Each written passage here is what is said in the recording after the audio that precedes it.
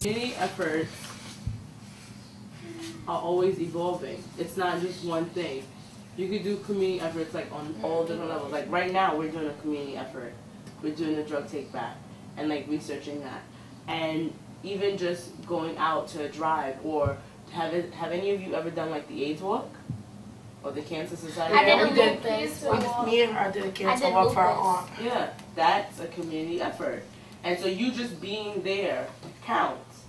And so research, that's what we were doing the other day when you guys had the pamphlets about your drugs. And so what do you feel like you got out of that? Learn about different drugs and like what they do to treat stuff and things. What were you about to say? I said about water. The research that you guys were doing about the drugs were assigned. We learned what's common and some nicknames about drugs. Also learned that medicine is very bad. Yeah, if you don't need them, and that people use them for just to make them feel good. That's really good. And do you remember, like, what were some of the side effects of that? It could cause people to die. Seizures? Possible fatal seizures. Exactly. Oh my gosh, I'm so proud of you guys. And we're a member of the Roxbury Jamaica Plain Substance Use Coalition. And we're here today because we're having a prescription drug safe disposal day. And it's really important that people understand how to properly dispose of their unused medicines. We don't want them to find their way back on the streets because some of them are very addictive. We also don't want them in our waters or in our landfills. So it's real important that people understand and come and properly dispose of their unused medicines. This is our second year, and hopefully we're working this year with the Public Health Commissioner and the Police Commissioner to try to get permanent kiosks so that we can do this every day of the week, so that if somebody has drugs they need to dispose of, they'll have a safe place to do it every day. Margaret, I want you to take this opportunity to tell the public all the work that the Tree of Life is involved in the JP community. We don't really hype up the important agencies enough, and I want Margaret to talk a little bit about the Tree of Life.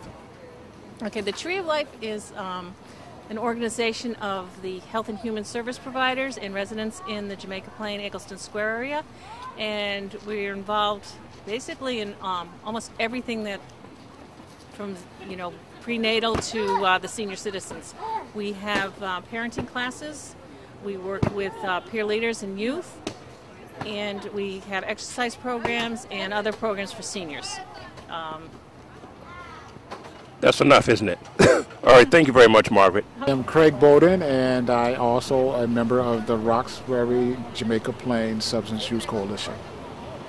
And I'm primarily here today because one of my concerns is how these drugs are being disposed of, and I think this is very important work in that this being set up here today gives people an opportunity. It's accessible and it's right in the community, so it gives people an opportunity to have a direct impact on the community, in that these drugs are not disposed of improperly, which affects the environment and which in turn affects human beings. And so I think it's very important that we be here today and do this kind of work. Well, I want to thank you for all the work you do, and we're glad to have you as a member of the Roxbury JP Substance Use Coalition, and continue to keep up the good work, brother. There's some of the drugs on the table that was turned in. It's going good so far on this prescription drug Takeback. This is a poster board about prescription Takeback for the drugs that Mr. Casey's peer leaders put together. I'm Jasmine Robinson. And where are you from, Dan? Bromley, Heath. And what do you do at Bromley? I'm a peer leader. And you are? Shara Smith. And where are you from? Bromley Heath. And what do you do at Bromley?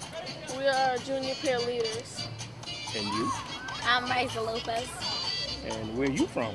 Bromley Heath. Okay, tell me a little bit about this event that you're out here at today. We are here to take back all the prescription drugs that we don't need because some people don't know what to do with them. And why is that important? Because some people just don't know what to do with the drugs, so they just flush them down the toilet or just throw them in the trash. That's not good. And do you think that this is important too? Yes. Okay.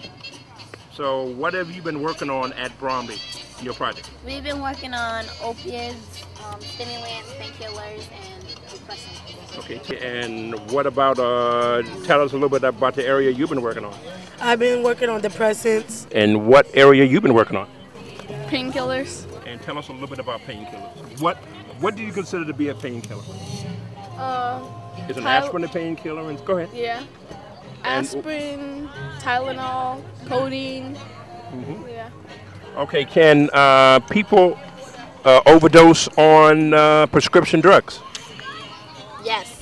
How can they overdose on prescription drugs? They can take more than what they're supposed to do, and they can get a seizure.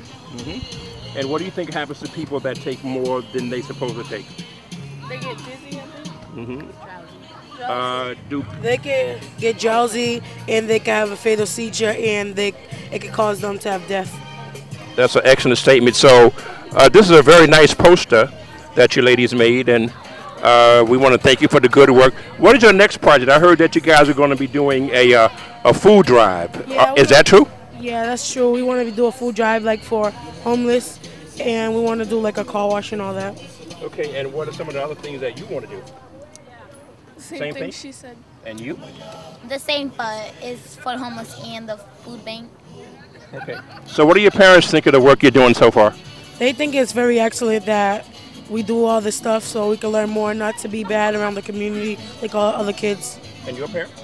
She thinks it's good because not a lot of kids from around here do stuff like this. Excellent. And yours? She thinks it's good because a lot of people just get in trouble in the streets. And do you like the money? Yes. You? Heck yeah. And you? Yeah. All right, ladies, thank you very much. What did they get out of it? Hello? Good afternoon. What are you doing here today? I'm getting rid of my old medicine that I can no longer use. And why are you doing that? How come you just don't flush it down the toilet? Well, I used to flush it down the toilet, but whereas I found out that the chemicals gets in the water and have an effect on a lot of us, I thought that it was just best that I would find somewhere where I could deposit my medicine other than a toilet bowl. Wow, that's a very good thing. And these are the pharmacists from Children's Hospital, and they're collecting this prescription drugs, and they're a part of the Roxbury JP Substance Use Coalition, which Bromley Heath is a member of. So I really want to thank you for coming out and turning in your prescription drugs. And do you think that this is a good idea and it should be done more often?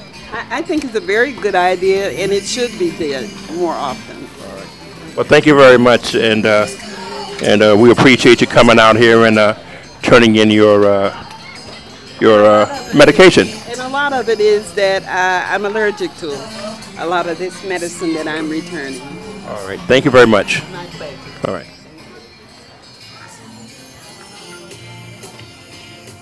Can you get a Robert? Can you get a close up on the man? Thank you. My pleasure.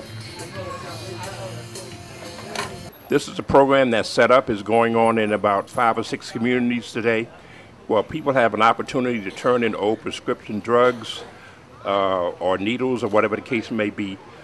We're here with some pharmacists. They're going to introduce themselves and just talk a little bit about how important they think that this day is. Your name is? My name's Steve Chu. I'm from the pharmacy department.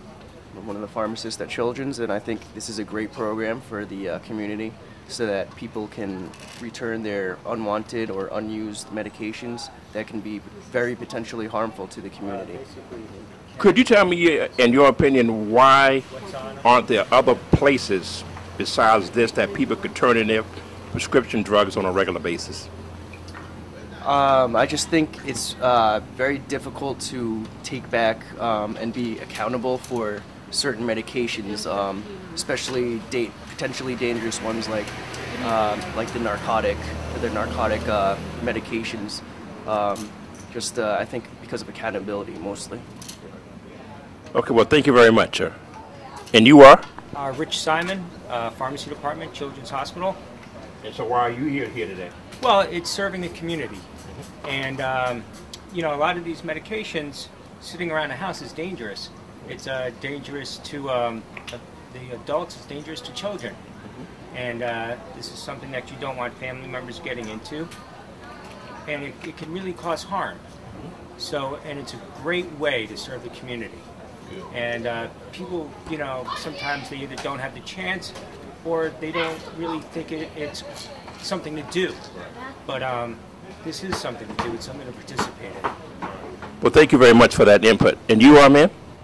Mary Patterson. And I think it's important that our drugs don't end up in the landfills. And where are you from? I'm actually the wife of the director of pharmacy. Whoa, we got the wife here. Okay. Well, you know, first of all, I want to say that I've been working for Bromley Heath for years now, and we've always had a great relationship with Children's Hospital, and this is typical of what Children's Hospital work with in our community, and I want to thank the three of you for being here. Oh, thank you for having us. Director of Children's Hospital Pharmacy, and if you notice, he got his wife at the table doing all the work. Introduce yourself, sir. Yes, sir. Introduce yourself, please, and tell us why you're here today. Hi, I'm Al Patterson. I am Director of Pharmacy at Children's. We're here. It's very clear that the stuff that's in people's medicine cabinets poses a threat not just to the family itself, but probably the community at large, because there's a significant degree of substance abuse that really comes from the home supply and stuff that's taken out of the home.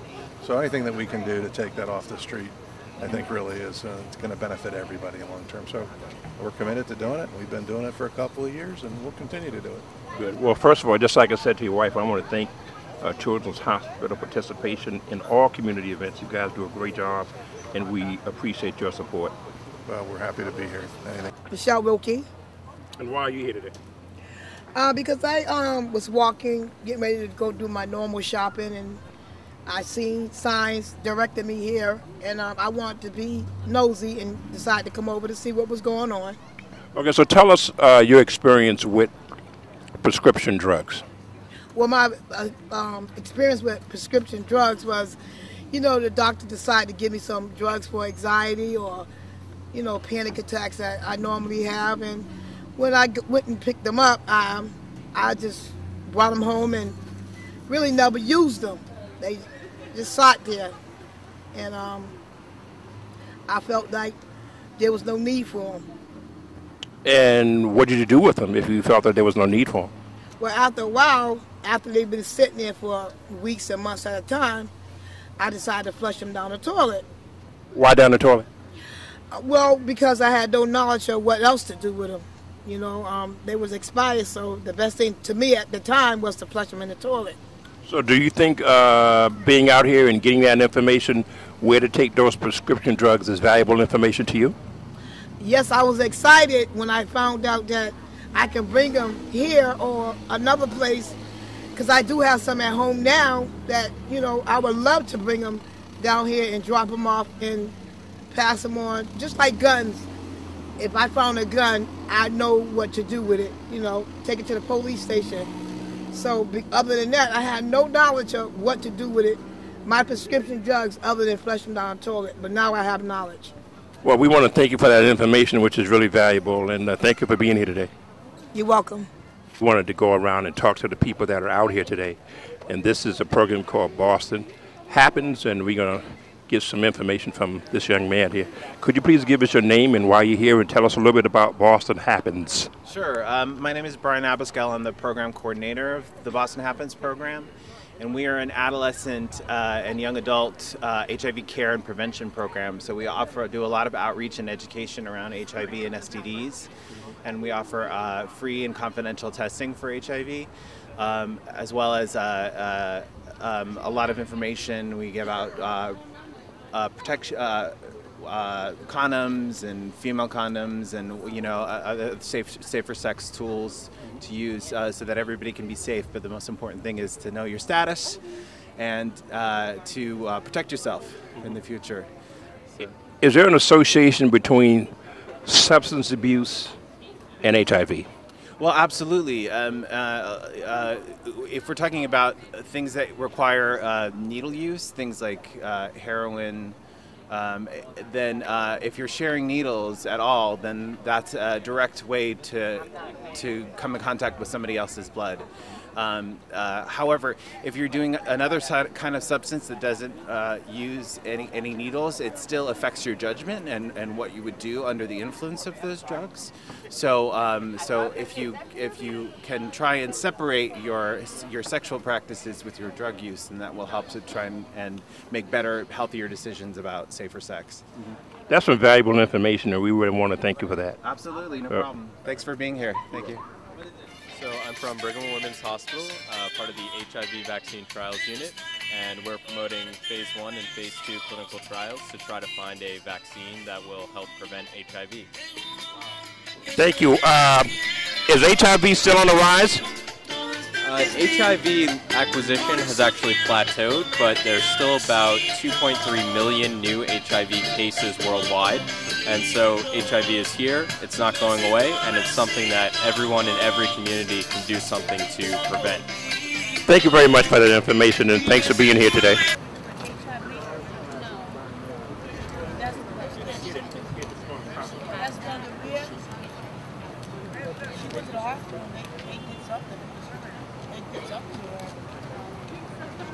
That's the second time she had a boy. She keeps getting them. That's something they keep getting them.